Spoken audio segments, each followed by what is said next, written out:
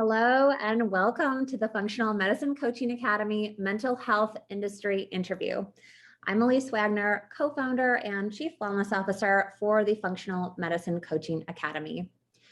If you're wondering what additional impact you can make as someone who works in the mental health industry, or what program would be best for you to continue your learning and how to decide on a program, or maybe you're just curious how you can incorporate coaching into your current profession, you are in the right place. In this video, you will be hearing from a panel of 3 functional medicine health coaching academy grads who have a mental health background and are currently working in the industry and or health coaching. So thank you for joining us today. Meg Magnuson lives in South Texas and is a national board certified health coach and associate licensed counselor. As a staff member at Lifeline Solutions, she coaches clients who are feeling stuck in their health and wellness and are needing a partner to support their concerns, goals, and vision for a thriving life. An advocate for mental health, Meg works closely with clients experiencing gut health issues, inflammation, and anxiety and depression. Together, they explore the impact of gut health on overall physical and mental well-being, rooting out triggers, creating an environment of healing, and equipping them with additional lifestyle tools. Through a collaborative partnership, clients are engaged and empowered to take their next steps, whether it be through learning stress management, creating life-giving habits, or gaining a new understanding around the impact of food, movement, sleep, and stress on one's health. Meg graduated from FMCA in August of 2020. Andrea Cook, PhD, lives in the San Francisco Bay Area of California and is a functional medicine certified health coach and licensed clinical psychologist. She graduated from FMCA in August of 2019. Andrea's dual training helps her to understand the various factors that contribute to overall health and well-being. She collaborates with her clients to explore areas where they feel stuck and overwhelmed. Together, they come up with solutions to help them move forward and feel better in their lives. She's passionate about facilitating her clients' personal understanding of ways to utilize a mind, body, spirit approach to health. She works with them to create a personalized plan to help them learn about and develop tools that allow them to thrive. In addition to her work as a therapist coach, she's also a faculty member at UC Santa Cruz, where she teaches abnormal clinical health and nutritional psychology courses. Nikki Lifson lives in Duckeld, South Africa. She started her professional journey studying primary education, but soon realized that she wanted to help children, both big and small, on an emotional level, and went on to study clinical psychology. She has practiced both privately and run groups in schools. Nikki has also helped set up a community counseling center and is passionate about helping people deal with loss. Inspired by Nikki's own loss of her father when she was 10 years old of a heart attack. His sudden loss and the effect it had on her family ignited her passion to pursue a career in the helping professions with a focus on health and wellness. Nikki's main desire is to want to help people live a healthy life and help themselves thrive so that where preventable, other children didn't have to endure the loss of a parent. Her passion for all things health related led her down the road of functional medicine and her completion of the FMCA course in February of 2021. So welcome and thank you so much for being here. Let's dig into some questions.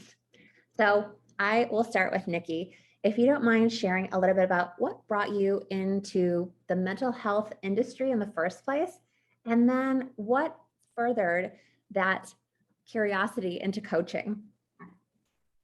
Well, as you mentioned in my bio, I think it started when I was 10 and my dad went running and dropped dead of a heart attack. And my mother soon developed an undiagnosed depression and some severe allergies. And then my sister also went down the road of depression, has battled with depression all her life and eating disorders. I then got married to a man who, although he's the life and soul of the party and is a people magnet, he battles with anxiety, and I'm recognizing the same anxiety in one of my sons. So I feel like I've been surrounded with depression and anxiety, and hence my draw to pursuing the helping profession and working more in this field. And once, I mean, I've worked with as a clinical psychologist for 24 years now, and my focus has always been to bring in lifestyle tweaks. And so the coaching just seemed to be an just amazing add-on, which offered me that scope to learn more about sleep and movement and food and de-stressing and all these things that I'd kind of been building into my practice. And now I could kind of get a certification using some of that and bring in a bit more positive psychology, which I really enjoyed. Thank you. Thank you for sharing. And Meg, how about you? Yeah, I didn't have maybe a straight path to counseling, but it was really just, I really love the one-on-one atmosphere and really just sitting. I feel like it's just a privilege to sit with people and their stories. And I'm just sort of this deeply sensitive introvert. So it just kind of was a good fit in that piece. But, you know, as life happened, we moved around a lot the last 15 years. And so as we moved, I really didn't pursue kind of staying in the counseling field because it just can be very tricky, you know, moving from state to state. And during one of the moves, I actually got sick for a few years with some gut health issues, and I had young kids, so I kind of tabled the whole counseling field. And the doctor I was seeing was an integrative doctor and had, you know, after my healing journey, and I was actually I feel much better now, had suggested the FMCA program actually. And I thought about it for a while, and it just felt like the right next step. And so went into the program and absolutely loved it. I'm sure we'll probably talk about that later in the interview, but absolutely loved it. And then I was introduced to a woman who has her own therapy practice in town. Originally introduced to her as a coach. I thought I was going in to just offer some workshops. She's a huge advocate for bringing wellness services to the practice and to mental health. And, you know, just landed with both being able to work there now as a counselor and a coach. And it's just been, I mean, I don't think I could have written that script any better how things came full circle. So very thankful. Oh, thank you for sharing. Yeah, I can't wait till you get a little bit, dig a little bit deeper. I want to hear how all these are interconnected. And so, Andrea, how about you? So my mother is a marriage and family therapist. So I was surrounded by therapy and therapists from an early age, and it was something familiar. So of course, at first I said, I'm not doing that, right? But then, you know, it kept grabbing at me, and it's so interesting. People are never boring. So I kept being drawn to that field. And so, but similar to Meg, there were stops and starts to my education and kids, but finally got my doctorate in clinical psychology. And when I was working, my research and clinical work was focused on integrating mental health clinicians into primary care medicine, because I knew that there was this tremendous overlap that was so important to a holistic approach to health. And while I loved the work that I did, it was still very much a diagnose and prescribe medical model, and no one was talking about nutrition. And so I kept feeling that something was missing, and I went hunting for it and ended up at a presentation done by UCSF, UC San Francisco, on functional medicine and integrative medicine, and met one of the staff at FMCA and said, wow, tell me more about this. And so, so my path was then I was right when the company was starting, and I was hired to write quizzes for all of those wonderful webinars. So most of the quizzes you took, I wrote, which was like the best job ever. It was so fun to be involved in that whole process of development. And then I loved it so much that once that part was done, then I went back and did all the pieces that I didn't do for work in order to become certified as a health coach, because I really was so blown away by the program and how helpful it is. And Thank you. now I blend coaching into my private practice. And this is the first quarter after 2 years of proposing it. I finally got nutritional psychology approved as coursework for an undergraduate psychology department, upper division. And I'm just finishing up. We're in the last 2 weeks of it. And it's been tremendous to get to talk about all these things with all of the 120 students. So. Gosh, that's amazing. Congratulations on that. That's a huge accomplishment. And thank you for sharing. And we're definitely going to dig in. I want to hear how everyone is weaving in their coaching with their psychology and counseling practice. And before we do that, I would love to hear, and we'll stay on you, Andrea. There's so many different programs out there now, and especially coaching programs. What really drew you specifically to Functional Medicine Coaching Academy? It is, to me, the most rigorous of the programs I looked at, because certainly before I took the job, I compared to see what else was out there. I thought the alignment with the Institute for Functional Medicine was important because I think they're so powerful in moving this field forward. And so to be so closely aligned and to share faculty, I thought really added a lot of strength to this program. So I really support. And I liked the mix of that we had a cohort and that it wasn't just the webinars, because it's great to learn on my own, but what brought it home was talking to my cohort and really developing that language and those skills. Yeah, during those live training sessions. Yeah, absolutely. That's where we say the rubber really meets the road. So Nikki, how about you? What made you choose FMCA? A lot like Andrea. I did a bit of research and asked around, and I had two friends who, well, they were probably colleagues then, they've become friends, who'd done the functional medicine health coaching, and both just sang its praises. And then I met somebody who'd done 2 coaching courses. I won't name anybody, but she just said hands down the functional medicine health coaching course through the IFM was definitely the better one. And I think for me, the fact that we started practicing in that cohort virtually from week 1 was just the most amazing thing in terms of developing that skill and those tools. Group work was always something that I was really scared to do, being a sort of therapist who's always worked one-on-one. And this really opened the door for just doing stuff in front of a whole group. So I think that just adds the magic. Yeah, thank you. Thank you for sharing. And Meg, how about you? Yeah, I love that. I resonate both with everything they've said so far. Like I said, my doctor had introduced me to FMCA. And then I did look around, at different coaching programs, but I just kept actually coming back to really the curriculum piece of it. I think because of my own experience with gut health, it just really resonated and hit home for me. And also I did really appreciate the fact that it was connected to IFM and the value that piece brought. And then, yeah, like the other lady said, I just loved the cohort piece.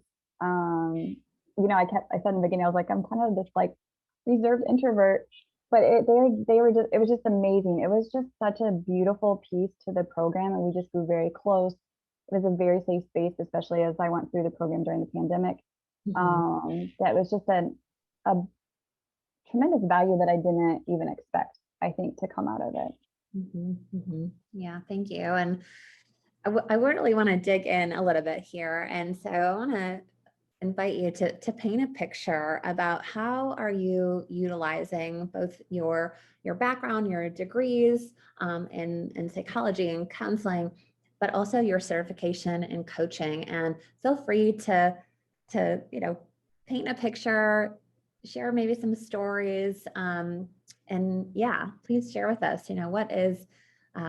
what are some of the benefits or results as well that you're seeing from the work that you're doing and how you're combining weaving these two fields really together. So Nikki, would you mind starting us off?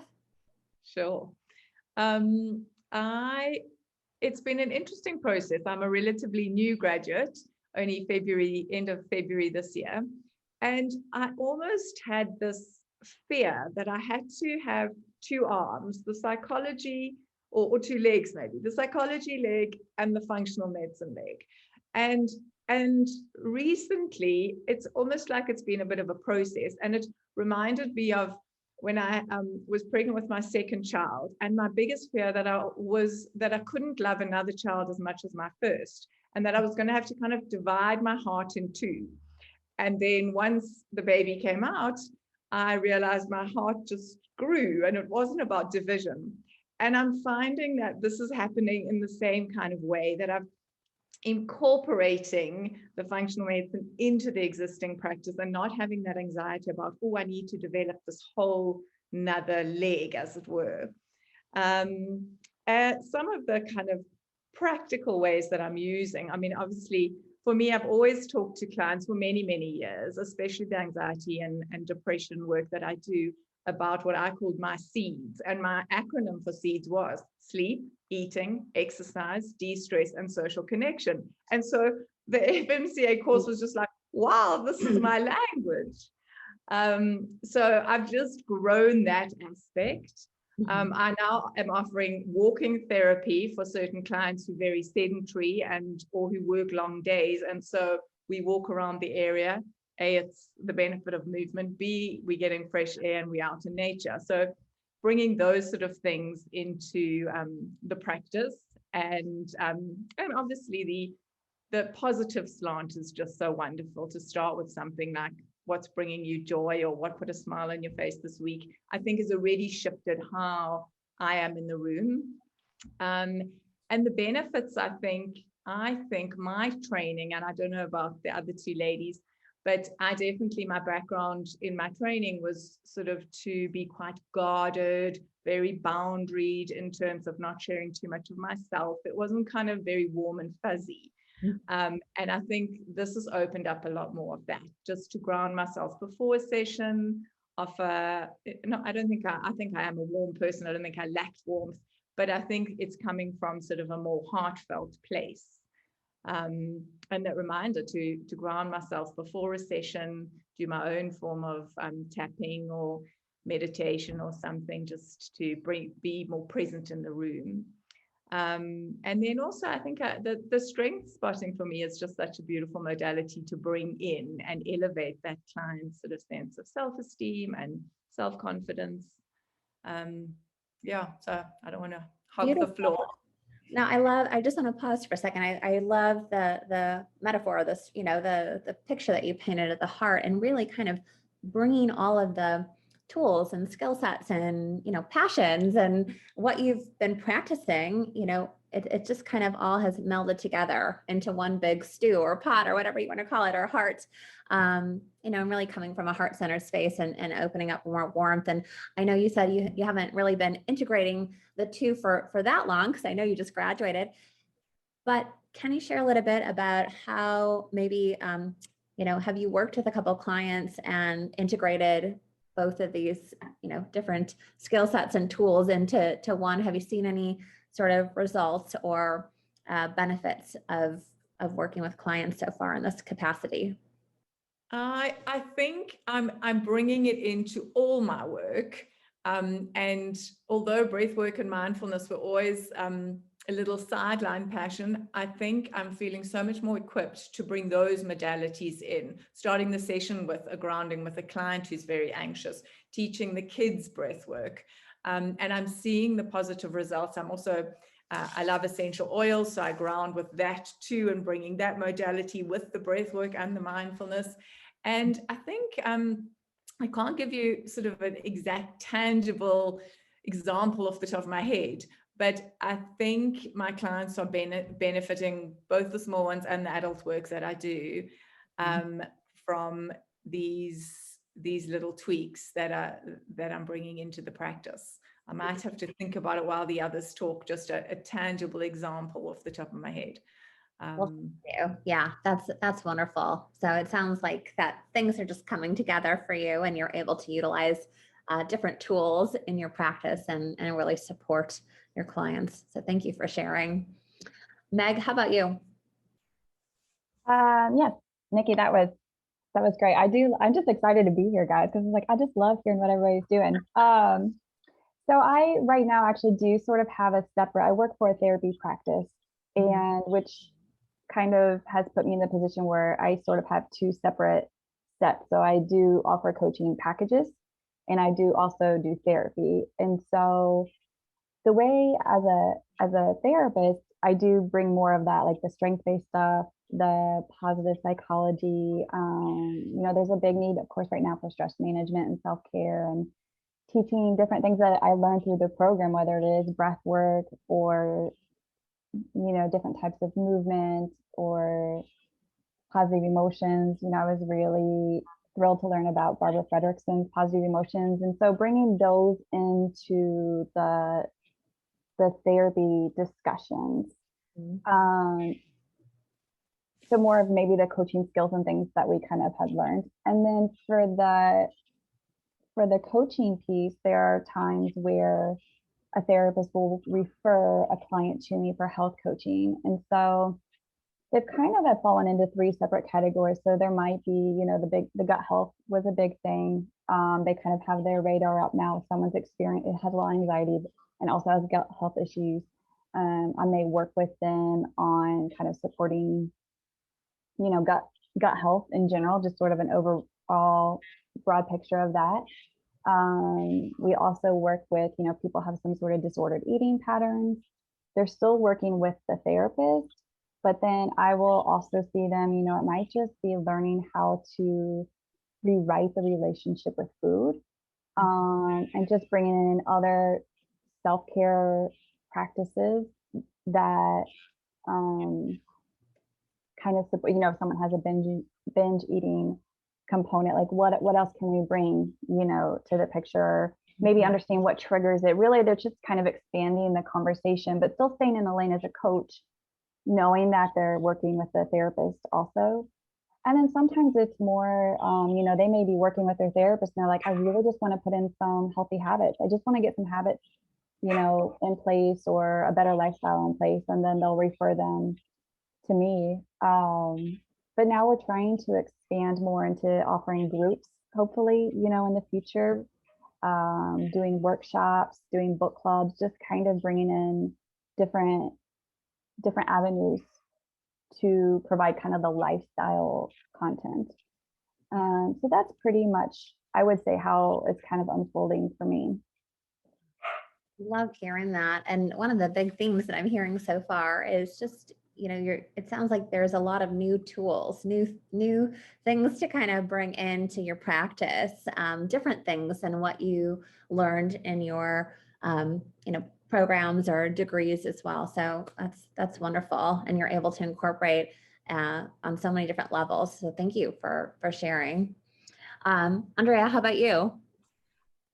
Very similar to what both Nikki and Meg said about both the question of, how is this going to work? Do I have to be a separate coach and therapist? Oh, no, wait, I can combine that. And how do I fold that in? And so in my intake form now, it's a pretty in-depth questionnaire that includes questions about nutrition and substances and movement and stress management. And so it feels like I'm getting to work in that really holistic, big picture way. And I have a nice example that's actually pretty recent. A client came to me having severe debilitating panic attacks and didn't know why, and just felt so helpless to change it. And they were most often happening at night and were associated with bouts of diarrhea. And so we started, so when I heard that, that made my little flag go off. And I said, well, have you ever looked into nutrition? Do you know if you have any sensitivities? Are you open to trying anything? Well, when this client stopped eating gluten, the diarrhea went away. And so the severity of the panic attacks that was associated with having diarrhea out in public immediately decreased. Now, she still has some family history and some trauma that we're working with. So we're not totally done, but this whole big piece of it quieted down. And so that was really exciting to me to see that change happen within a week or two. Absolutely. Yeah. Super powerful. And, this is a question that I want to just throw out there, and really anyone can answer it. One of the questions that we often receive from psychologists, mental health counselors, therapists is, well, how can I, as a therapist or a mental health counselor, how do I stay in my lane? How do I know that scope of practice? Because it's a thinner line typically. And so would anyone like to speak to that and share, what that might look like for you? Well, I'll have a bash. I'm not sure if I'm correct in this, but for me, I think it's kind of a blessing to have the certification behind ourselves because it almost broadens our scope of practice. So when there was discussion around scope of practice, I think there's so much more that as a clinical psychologist, I'm kind of covered for. And we've got the awareness and been using, well, I suppose it's just there for as long as we've been practicing. So I'm not sure if that answers the question, but I always felt it was like, okay, I've got that one. Yeah, I would agree. When I completed the coaching, I definitely looked into my board's code of ethics about scope of practice and what that meant. And, and it certainly says I'm allowed to expand my scope if I have sufficient training. And so having this in my back pocket gave me much more ability to talk about food and nutrition in a way that I didn't feel I was comfortable talking about in the past. Even though I was already passionate about it and knowledgeable about it, I needed something to put it after my name to say, yeah, I'm actually qualified to talk about this. Thank you. Absolutely. Yeah, I feel the same. I feel like it's kind of just broadened what we can provide in a very tangible way, and just feeling very comfortable. Like if you're in the coaching role, just having that wherewithal, that mindfulness of, maybe there's trauma behind the health issue. And I think just being able to help people provide that insight, that those might be connected. Wow, thank you for sharing. I think that's a really important question to address. We get so many questions, and a lot of the times it's my scope, it's going to feel like I'm in a silo, but really what you're saying is it's been expanded and it's more of an expansive process now. So thank you for sharing your insights on that. And last question, just to round us out here. If you were to impart some encouragement or a piece of wisdom with a prospective student, so someone who's been on a similar journey where they've been looking at different programs and wondering, gosh, what should I do? And what, is the right program for me? Maybe what's one or two things that you would like to share with that person? And Meg, would you like to start us off? Sure. I mean, as far as FMCA, it's been a gift. It was a leap of faith, and it exceeded really all expectations that I had. And I would encourage, this prospective students to, when we talk about strengths, it's like put on that strength of bravery, really, and be willing to try new things, because it's forced me to get out of my comfort zone, which is really cozy sometimes. And, it's kind of expanded things, doing things that I never probably would have put myself into, right? So also someone who maybe wasn't super comfortable in groups, now trying to do more workshops and really interested in the group component. Or, I found that I really enjoy working with a college age population. Again, something that I don't think I would have thought out, initially, but it's just that's what's happened. And I'm like, oh, I really love this. I really enjoy this. And so I think just being open to what can unfold, but also be willing to challenge yourself, because I think you really might be surprised about the doors that open that you could really, really love. Yeah, thank you. Thank you for sharing that. Nikki, how about you? I think I go with Nike's slogan of just do it. For me, I jumped in. A love of learning is one of my strengths. So initially it was for education and for learning. But like Meg said, it was such a gift to myself. And I think that was strengthened through the cohort group and the connections and the friendships. Our cohort still meets every Wednesday to check in. As many people as possible pop onto a call. that learning from each other, meeting people from all over the world. Our cohort leader, who's just amazing in terms of support and kindness and helpfulness. And I read this beautiful quote just before we came onto this call tonight, which said, "Be fearless in the pursuit of what sets your soul on fire." And I think health, wellness, and helping people thrive is what sets my soul on fire. So I encourage anybody who's sitting on the fence to just do it. Thank you. Love that. Andrea, how about you? I think we should have left at that note because that was great. Well, the thought that came to mind, which is less inspiring than Nikki's, is when it comes to food, at least, well, all of them, but when it comes to food, tread lightly. Because part of what was lovely about this program was reminding me about the coach approach and not the expert approach. But I also found myself like, I've got this whole kit of tools and I'm ready. And I was working with a client with lupus, and she was telling me what she was eating and I was cringing. It was a lot of like donuts and processed things. And I said, well, would you like to hear about some thoughts about food and how that might impact your illness? And she said, yes. And I went, blah, blah, blah. And she totally shut down. And then we spent the next 3 sessions talking about how shamed she felt for feeling like her lupus was her fault for how she ate.